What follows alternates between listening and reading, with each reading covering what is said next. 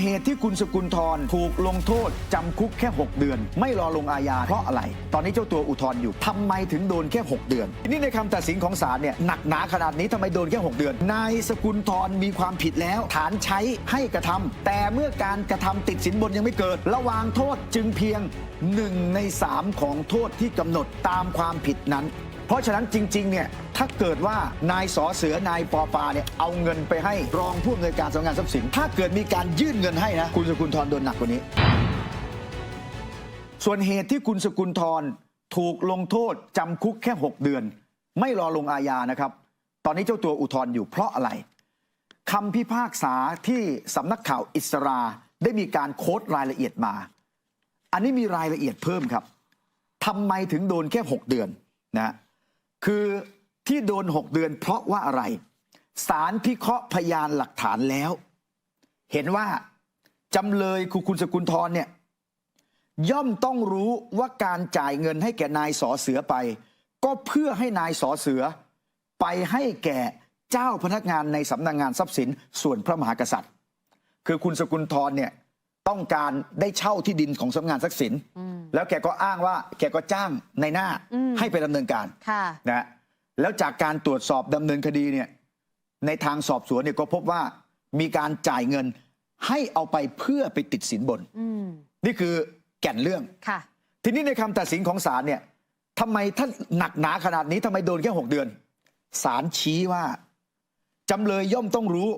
ว่าเงินที่ให้ไปเนี่ยก็เพื่อให้นายสอเสือเอาไปจ่ายพนักงานสำนักงานทรัพย์สินดังนั้นการที่จำเลยทำสัญญาจ้างนายสอเสือโดยมีการจ่ายเงินค่าจ้างให้แก่นายสอเสือไปโดยจำเลยรู้ว่านายสอเสือต้องนำไปให้เจ้าพนักงานเพื่อให้กระทำการอันเป็นคุณแก่จำเลยคือให้จำเลยได้สิทธิ์ในการเช่าที่ดินระยะยาวแต่เมื่อนายสอเสือมิได้นำเงินไปให้แก่เจ้าพนักงานในสำนักงานทรัพย์สินส่วนพระมหากษัตริย์แต่เป็นการที่นายสอเสือกับนายปอปาที่ติดคุกไปแล้ว3 ปี2 คนนั้นร่วมกันวางแผนหลอกลวงเพื่อเอาเงินจากจำเลยแต่การกระทำของจำเลยเนี่ยสำเร็จแล้วไงเป็นผู้ใช้ให้นายสอเสือไปกระทำความผิดฐานให้สินบนตามกฎหมายอาญา144แต่เมื่อนายสอเสือมิได้นำเงินไปให้แก่เจ้าพนักงานในสำนักงานทรัพย์สินจึงเท่ากับว่าความผิดนั้นมิได้กระทำลงคือการไปติดสินบนเจ้าหน้าที่ไม่ได้เกิดขึ้นแต่ส่วนที่นายสอเสือรับเงินจากจำเลยไปเป็นคนกลางผู้รับสินบนตามมาตรา143ทันทีจำเลยไม่มีความผิดตามมาตรา143เพราะคนให้เงินคนกลางเนี่ยไม่ได้ไปกระทำผิดไงแต่ที่จำเลยผิดเพราะอะไรหลักฐานที่โจทย์นำสืบมีน้ำหนักรับฟังได้ว่าจำเลยคือคุณสกุลธรเป็นผู้ใช้ให้ผู้อื่นนำเงินไปให้เจ้าพนักงานหรือเจ้าที่ของรัฐเพื่อจูงใจให้กระทำการหรือไม่กระทำการใดๆนะแต่ผู้อื่นที่ถูกใช้น่ะมิได้นำเงินไปให้จึงถือว่าความผิดที่จำเลยใช้ยังไม่ได้กระทำลงไม่ว่าเพราะผู้ถูกใช้ไม่ยอมทำไม่ได้กระทำหรือเพราะอื่นใดนายสกุลธรมีความผิดแล้วฐานใช้ให้กระทำแต่เมื่อการกระทำติดสินบนยังไม่เกิดระวางโทษจึงเพียง1 ใน 3ของโทษที่กำหนดตามความผิดนั้นโดนแค่1 ใน 3ไงสุดท้ายศาลก็เลยบอก8 เดือนก่อนจะลดเหลือ6 เดือนเห็นไหมฮะเพราะฉะนั้นจริงๆเนี่ยถ้าเกิดว่านายสอเสือนายปอปาเนี่ยเอาเงินไปให้ผู้รองผู้อำนวยการสำนักงานทรัพย์สินนะถ้าเกิดมีการยื่นเงินให้นะคุณสกุลธรโดนหนักกว่านี้ใช่แต่นี่เพราะเขาเอาเงินไปแล้วเขายังไม่ได้เอาไปให้แต่มีการไปกระทำผิดอย่างอื่นแล้วเรื่องมันแดงซะก่อนแต่ตรวจสอบกลับมาพบว่าเป็นคนใช้ให้หลักฐานมัดว่าอย่างนั้นก็เลยมีความผิดฮะคือให้เงินไปแล้วให้เงินไปแล้วถือว่าใช้ให้เขาไปทำแล้วผมเปรียบเทียบง่ายๆคุณหมิวจ้างผมให้ไปฆ่าคุณกนกคุณหมิวให้เงินมา10,000ผมยังไม่ไปฆ่าคุณหมิวมีความผิดแล้วต่อให้ผมยังไม่ไปฆ่าหรือผมไปฆ่าแล้วไม่สำเร็จผมไปยิงเฉียวอย่างเงี้ย ไม่สำเร็จไม่ตาย แต่อันนี้เป็นคนจ้างไงผิดแล้ว มีความผิดแล้ว เปรียบเทียบง่ายๆ เปรียบเทียบได้น่ากลัวมาก นี่เปรียบเทียบง่ายๆ เปรียบเทียบง่ายๆ เพราะฉะนั้นกรณีนี้สุดท้ายเลยโดนคุก 6 เดือน ไม่รอลงอาญา ค่ะ ให้สินบนแต่ตัวกลางยังไม่ได้จ่ายจริง อันนี้คือรายละเอียดเชิงลึกในคดีนี้เพราะฉะนั้นคุณสกุลธรตอนนี้ได้รับการประกันตัวแล้วสู้คดีต่อ ค่ะ แต่จะเห็นได้ว่าหลักฐานพยานและคำตัดสินของศาลอยู่บนพื้นฐานข้อเท็จจริงยังไงบ้าง ไม่อย่างนั้นโดนหนักกว่านี้แล้ว ค่ะ นะฮะอันนี้เป็นการให้ข้อมูลเพิ่มเติมนะฮะก่อนที่จะไปเรื่องการพลีชีพของคุณพิชิตชื่นบานนะวันนี้แนวร่วมม็อบ3 นิ้ว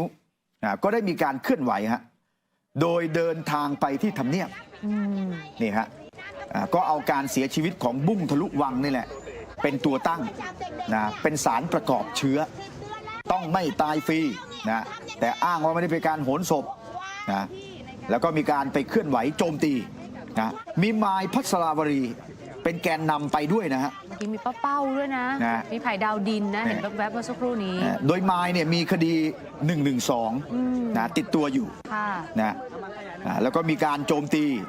นะโน112เห็นไหมนะนี่ก็มีกลุ่มทะลุวังไปนะฮะแล้วบางช่วงบางตอนเนี่ยก็มีการตะโกนด่านะ ค่ะ นะเจ๊จุกคลอง3ฮะได้มีการนำเสนอคลิปนะเป็นบรรยากาศ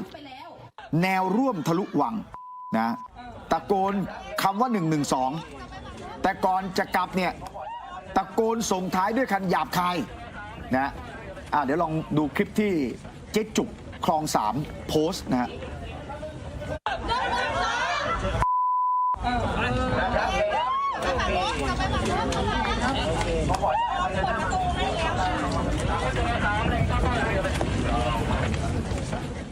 คือคำที่เซ็นเซอร์ไว้ฮะเป็นคำพยางค์เดียวคอควายเป็นคำพยางค์เดียวนะฮะคือมาแบบนี้นะแล้วเจ๊จุกคลอง3ก็ลงแบนเนอร์หนึ่งนะก็เป็นป้ายที่เข้าไปชูนะปฏิรูปกระบวนการยุติธรรมแล้วก็ชูรูปนะรูปบุ้งเจ๊จุกบอกว่าจุกโปรดักชั่นภูมิใจนำเสนอทีหรือทีละวัดทะลุวังหนูมาสายเดียวกันเลยลูกจุดได้ใจเจ๊มากนะเนี่ยพฤติการที่เคยทำยังไงบ้างนะแล้วก็มีการตะโกนนะฮะนี่อันนี้คือบรรยากาศทะลุวังที่ไปทะลุทำเนียบวันนี้แต่บอกไม่ได้โหนศพบุ้งนะใช่ คืออ้างยังไงก็อ้างได้อะดูจากป้ายอะไรก็รู้แล้วนะคือการเรียกร้องเนี่ยผมสนับสนุนนะเรียกร้องความโปร่งใสข้อเท็จจริงนะสาเหตุการเสียชีวิตมีการรักษาถูกต้องหรือไม่นั่นเป็นประเด็นหนึ่งแต่อันเนี้ย112นะต้องนิรโทษกรรมต้องให้ประกันตัวสิทธิประกันตัวไม่มีเฮ้ยอันนี้มันไม่ใช่แล้วมันไม่ใช่เรื่องข้อเท็จจริงแล้วมันเป็นการอาศัยอารมณ์แล้วเอามาเคลื่อนไหวหวังสร้างกระแสในช่วงนี้เพราะเราก็ชี้แจงด้วยข้อเท็จจริงไปหลายรอบแล้วว่าคดี112คนได้ประกันมามีเยอะแยะแล้วหนึ่งในคนที่ไปประท้วงหลายคนไม่ใช่คนเดียวอ่ะได้ประกันตัวมานั้นน่ะใช่ค่ะนะที่ไปตะโกนด่าอยู่น่ะได้ประกันตัวมานะใช่นะแล้วผิดเงื่อนไขประกันหรือเปล่าก็ไม่รู้เนี่ยถ้าจะตรวจสอบกันจริงๆอ่ะแล้วมาเปล่าว่าไม่ได้ประกันไม่ได้รับสิทธิประกันไม่ได้ประกันจะโผล่หัวมาได้ยังไงอันนี้พูดความจริงกันใช่นะเพราะฉะนั้นการพยายามโหนเนี่ยช่วงนี้จึงต้องระมัดระวังครับนะ